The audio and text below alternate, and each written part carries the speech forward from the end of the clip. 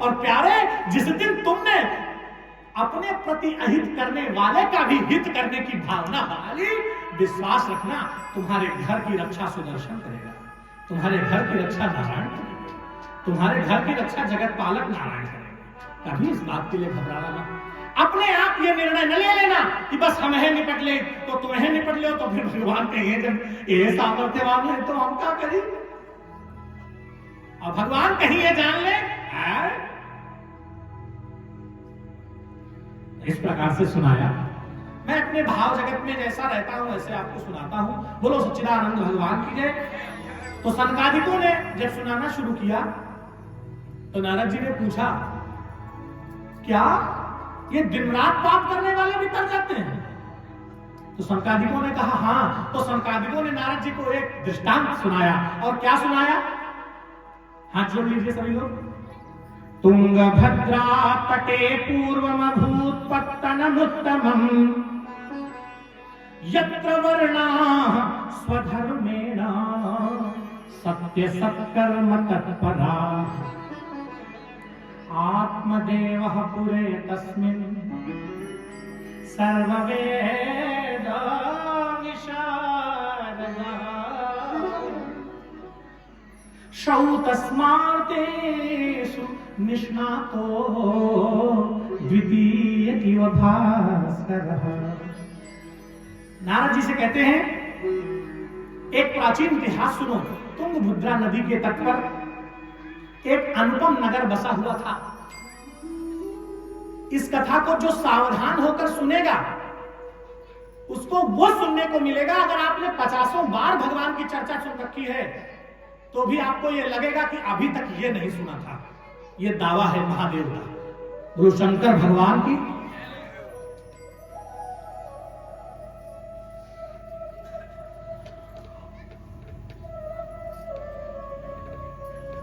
तुंगभद्रा नदी के तट के पास एक सुंदर नगर बसा हुआ था जहां आत्मदेव नाम के ब्राह्मण रहते थे।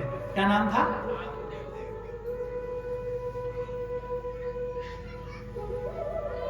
नाम था आत्मदेव, समझेगा ना। और पत्नी का नाम था धुंधली। कभी कभी, हालांकि जो शास्त्र कहता है वही मानना चाहिए, अपना दिमाग नहीं लगाना चाहिए, मगर मेरे मन में कभी कभी आता है जितने आत्मदेव हैं उन्हीं को धुंधली।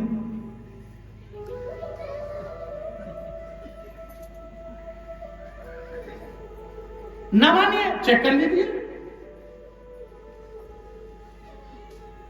क्योंकि आत्मदेव के ही बस का है धुंधली को संभाल पाना। बोलो शंकर भगवान। अच्छा, दोनों अगर पुण्यात्मा हो जाए, बात कहते हैं, अगर दोनों पुण्यात्मा हो जाएं, भगवान जानते हो क्या करते हैं? कभी समान नहीं देते। आपको अधिकतर देखने को मिलेगा गोरे को काला, काले को गोरा। अपवाद स्वरूप गोरा गोरा हो तो सीताराम, वरना काले गोरा, गौर श्याम गौर श्याम, राधा कृष्ण हरे राम। समान नहीं मिलेगा। क्यों? क्योंकि भगवान ये चाहते हैं कि जाओ, इस जन्म में मैं तुमको इनका साथ दे रहा हूं, हो तो तुम धुंधली, मगर आत्मदेव के कारण तुम्हारे घर में कुछ ऐसा होगा कि तुम्हारा भी उद्धार हो, इसलिए तुम्हारा इनका सहयोग है। तो सीताराम नाम भगवान की।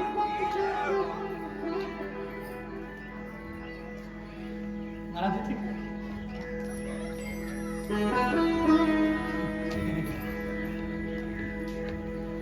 तो आत्मदेव, पत्नी का नाम धुंधली। इनका स्वभाव बड़ा क्रूर था। माताओं बहनों, आपकी बात नहीं हो रही है। आप लोग तो या देवी सर्वभूतेषु शक्ति रूपेण संस्थिता नमस्तस्यै नमस्तस्यै नमो नमः। वो बड़ी क्रूर स्वभाव की। और स्वभाव क्रूर कैसा?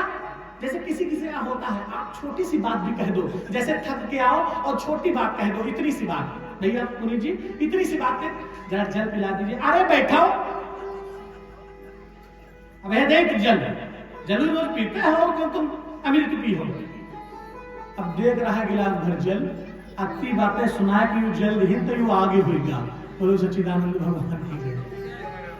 और जो प्रेम की सीधे दे देती तो सीता सीताराम। बोलो राधे राधे श्याम। एक बार की बात है, अत्यंत परेशान थे आत्मदेव।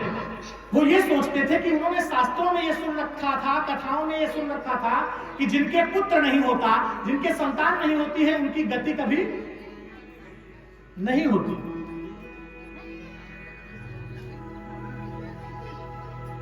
एक दिन सब कुछ उनके पास था भैया, सकल शास्त्र निष्णात थे, शास्त्रों में उनकी बड़ी पकड़ थी, परंतु सब जग को रही नचाए हरि माया जादूगर। सब जग को रही नचाए ये माया जादूगर। सब जग को रही नचाए हरि माया जादूगर। सब जग को रही नचाए ये हरि माया जादूगर। आत्मदेव के लिए लिखा है, ये जो आत्मदेव नाम के ब्राह्मण थे, ये दूसरे सूर्य के समान थे, द्वितीय इव भास्कर, दूसरे सूर्य के समान, मगर चिंता संतान की। सब जग को रही नचाए हरि माया जादूगरी। सब जग को रही नचाए हरि माया जादूगरी। हरि माया जादूगरी, प्रभु की माया जादूगरी। हरि माया जादूगरी, हरि माया जादूगरी। ये तो असत में सत दिखलाए हरि माया जादूगरी। ये तो असत में सत दिखलाए हरि माया जादूगरी। हरि माया जादूगरी, हरि माया जादूगरी। आत्मदेव इस बात से बहुत परेशान थे कि उनके कोई संतान नहीं है। एक बात सावधानी पूर्वक सुनो,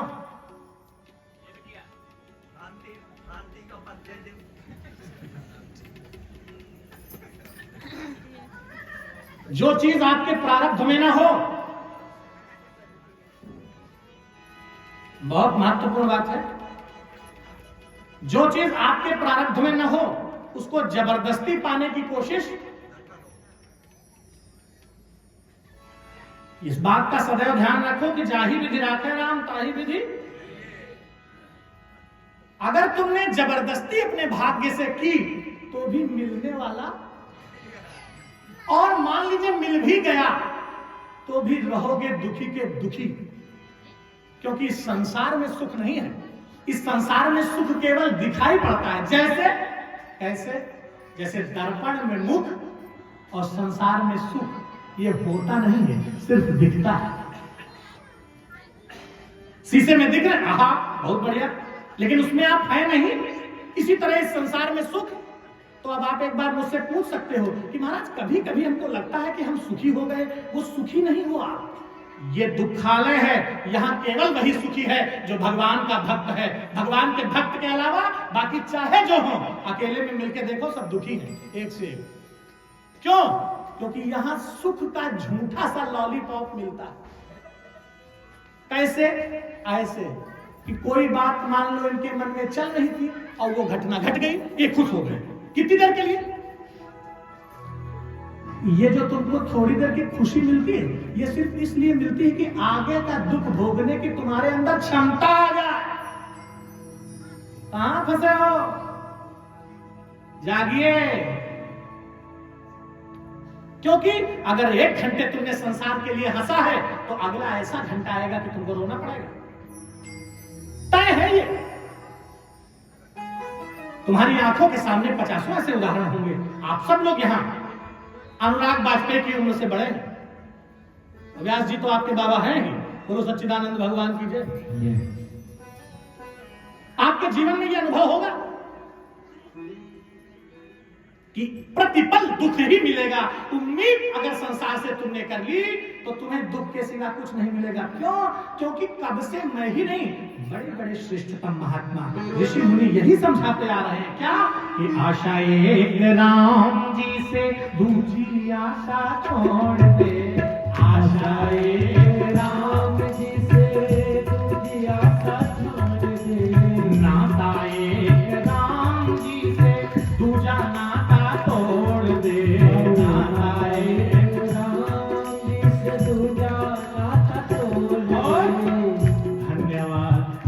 निर्विवाद राम राम कहिए, धन्यवाद निर्विवाद राम राम कहिए। जाहि विधि राखेला ताहि विधि रहिए, जाहि विधि राखेला ताहि विधि रहिए। सीताराम सीताराम सीताराम कहिए, सीताराम सीताराम सीताराम कहिए।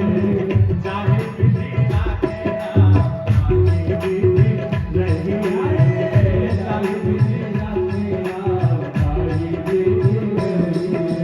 सीताराम सीताराम सीताराम कहिए, सीताराम सीताराम सीताराम कहिए। लो बेटा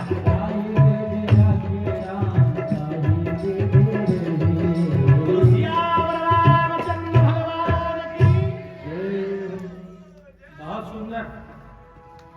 तुमने देह को अगर माला पहनाई हो तो तुम जानो, लेकिन तुम निर्भय जाओ, निर्भय रहो बेटा। तो सच्चिदानंद भगवान की जय। तुमने महापुराण में जो पुष्प चढ़ाए भगवान को अर्पित किए, ईश्वर तुम्हारे जीवन में निरंतर खुशियों के प्रसन्नता के पुष्प देता है। ऐसा व्यास आसन से आशीर्वाद है। यहां जो बैठ जाता है वो साक्षात सुखदेव ही होता है। उसमें स्त्री पुरुष, स्त्री शूद्र द्विजाति नाम, ये तो वेद के स्त्री शूद्र द्विज बंधु नाम, ये वेद पाठ के अधिकारी नहीं होते, फिर भी व्यास वृक्ष पर जो बैठा है वो साक्षात सुखदेव है। आपको बहुत भगवान कृपा करें। मैं आपसे ये कह रहा था कि जबरदस्ती जिंदगी में मत करो, जो आपको न मिल रहा हो उसके लिए जबरदस्ती। आत्मदेव ब्राह्मण बहुत परेशान थे, बहुत चिंतित थे। एक दिन जंगल को चले गए। यजमान जी, आत्मदेव जंगल को चले गए, और जब जंगल को चले गए तो रास्ते में सन्यासी मिल गए। अब आप हमको ये बताओ सीधे सीधे, कथा तो आपने खूब सुनी है, सन्यासी कहां से आएगी?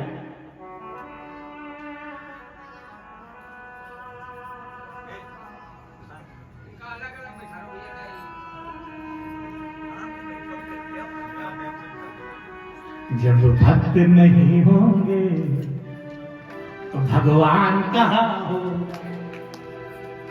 जब भक्त नहीं होंगे तो भगवान कहाँ होगा? और हर एक समस्या का समाधान कहाँ होगा?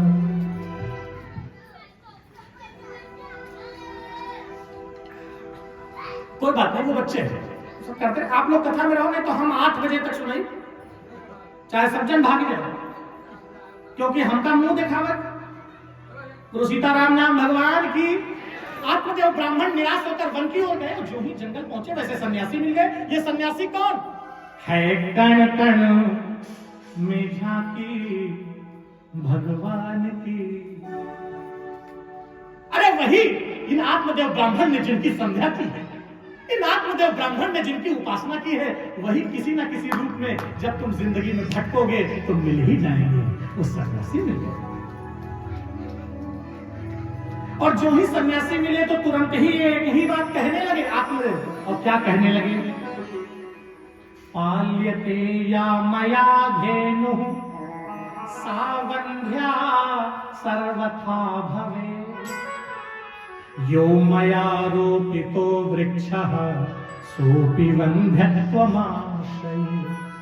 हे ब्राह्मण देव, मेरे कोई संतान नहीं है। मैं जो पेड़ लगाता हूं वो सूख जाता है, उसमें फल नहीं आते, और जो गाय पालता हूं उसमें गाय। हाँ, अब ये, और मैंने ये भी सुन रखा है कि जिसके पुत्र नहीं होता, संतान नहीं होती है, उसकी कुल की कोई गति। पुत्र उत्पादन, पुत्रोत्पत्ति ये आवश्यक है। शास्त्र कहता है पुण्नाम नरकात् त्रायते इति पुत्रः।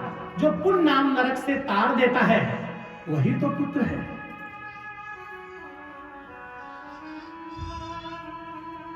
यजमान जी, आप भाग्यशाली हो। मैं अपने बूढ़े वाले यजमान जी की बात कर रहा हूं। आप भाग्यशाली हो क्योंकि हो सकता है कि आपको ऐसा पुत्र होता जो महल बना के दे देता, ऐसा पुत्र होता जो आपको बड़े वैभव दे देता, हो सकता है आपको मखमल पे सुला देता, हो सकता है ऐसी व्यवस्थाएं कर देता कि आप खुश रहें। परंतु आप भाग्यशाली हैं कि आपने ऐसा पुत्र उत्पन्न किया है जो आपको भागवत सुनवा रहा है। ये आप भाग्यशाली थे, ये साधारण बात नहीं, इसको हाथ हल्के में मत लो। ये मैं किसी की प्रशंसा नहीं करता, मैं किसी की प्रशंसा करता ही नहीं। मैं तो हनुमान जी की उपासना करता हूं, इसलिए मेरा शरीर, मेरा चेहरा और मेरी वाणी, मेरा सब कुछ अत्यंत उग्र रहता है। परंतु कथा व्यास मंच से मैं सत्य कहता हूं, किसी की बड़ाई में नहीं। सुनो जननी सोई सुत बड़ भागी, जो पे तुम्हारू चरण रागी। सुनो जननी सोई सुत बड़ भागी, जो पे तुम्हारू चरण। तो पुत्र नहीं है मेरे, वो सन्यासी से रोने लगे। सन्यासी ने कहा रुको, और क्या कहा? शृणु विप्रमया तेद्य प्रारब्धं तु विलोकितं, सप्त जन्मा वधितव पुत्रो नैव च नैव च। हे आत्मदेव ब्राह्मण, मैं तुम्हारा मस्तक देख रहा हूं और ये जान रहा हूं कि तुम्हारे 7 जन्मों तक कोई संतान होने वाली। इतना सुना ही था कि महात्मा के चरणों में गिर के सिर पटकने लगे। तो महात्मा ने कहा फिर क्यों पटक रहे हो? तो उन्होंने कहा प्राण त्याग देंगे, क्योंकि क्या मुंह दिखाएं, परिवार वाले, घर वाले, संसार वाले, ये रात दिन टोकते हैं, ये रात दिन यही इनको मौका मिलता है तो 4 लोग बैठते हैं तो यही बातें करते हैं, ये शांति से जीने नहीं देते हैं, करें तो करें क्या? इसलिए मेरा मन बहुत क्षुब्ध है। या तो आप मेरी चिंता को दूर करने का कोई उपाय करो जिससे मुझे पुत्र उत्पन्न हो, अथवा मेरा मार्गदर्शन करो, और कोई विकल्प है नहीं। इसलिए मैं प्राण त्याग दूंगा अगर आपने कृपा नहीं की। महात्मा ने समझा ये बड़ा हठी ब्राह्मण है, और ब्राह्मण एक तो है तो हठी तो हुए थोड़ा जरूर। अत्यंत हठी ब्राह्मण है। देख करके महात्मा जी ने जब देखा कि ये कोई अपना आग्रह नहीं छोड़ रहा, तो एक फल लिया और दे दिया। क्या किया? महात्मा के पास और क्या है? फल फूल, फल लिया, दे दिया, कहा जाओ चिंता न करो, अपनी धर्मपत्नी को शुद्ध, जब वो शुद्ध हो जाए शुचिता पूर्वक, तब उनको यह फल प्रदान करना। शुद्ध मन से भगवान का, नारायण का स्मरण करते हुए यदि वह फल ग्रहण करेंगी तो निश्चित रूप से तुम्हें संतान की प्राप्ति। अब क्या था? आत्मदेव ब्राह्मण घर आए। जो अपने घर आए, अपनी पत्नी को बुलाया, पत्नी से कहा पत्नी चिंता मत करो, अब हमारा संकट का समय खत्म हो गया।